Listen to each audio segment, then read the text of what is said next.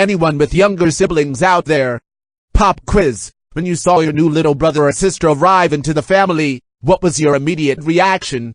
Were you afraid he or she might detract your attention from mom and dad? Do you anticipate you would somehow have to love this factory of poopy diapers? Is it even worth it to have a sibling after all?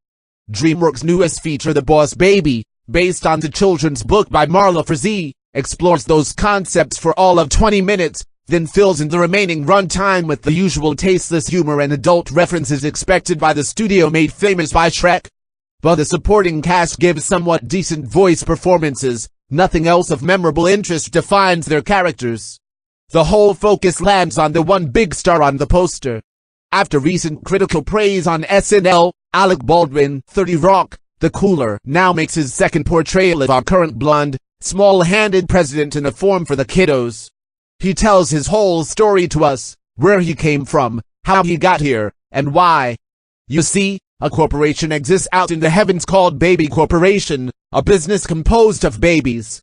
No reason going into where they came from, or the intent of their mission statement. You're not supposed to think too hard about it.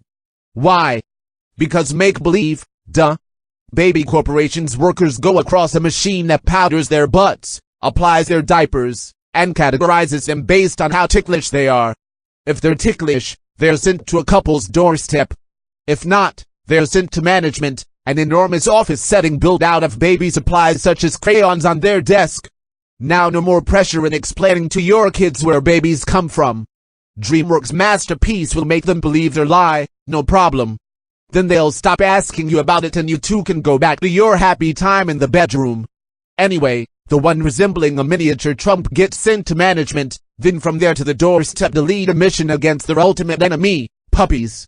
Specifically, he has his motive set on stopping the new brand by puppy company, the Forever Puppy, an immortal infinitely young dog breed. Yet he needs the assistance of the family's 7-year-old son. Yes, I know. Riveting, isn't it? Well, maybe so if you were the same age as the two leading kids.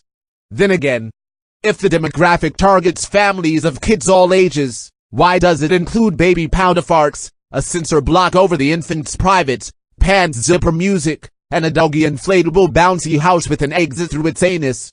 There are also subtle signs of mistreatment towards puppies. They are seen hanging from balloons at a convention, as if animal cruelty laws don't apply.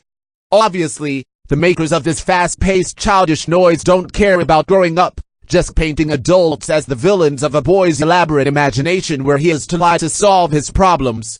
Judging by what we see on Fox News, I say we need some adulthood, and such movies are not helping today's kids grow up. The main child, Tim, offers a particularly damaging mindset for kids to look through, as virtually everything he sees is filtered through his rainbow-tinted glasses. Even if the fantasy's altered 2D style of animation look fun and stylistic, the concept of his talking baby brother back in the 3D animation style would suggestively reflect how he feels about having a new sibling, which many narrative points blaringly contradict. Plus, at one point, they're at an airport together, and not one adult notices the unaccompanied minors. I'm sorry, the concept sounds funny and all, but I can't buy into it until it decides what to be.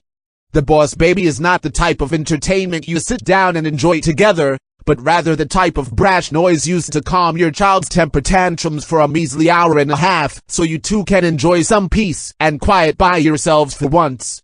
You can count on time getting wasted both in the theater and at home with this heap, so you're better off using Disney or Pixar to divert your kids' attention, or even using these modes of entertainment as experiences for the parents and children to enjoy together. Anything to get you away from a miniature Alec Baldwin barfing on screen works just fine.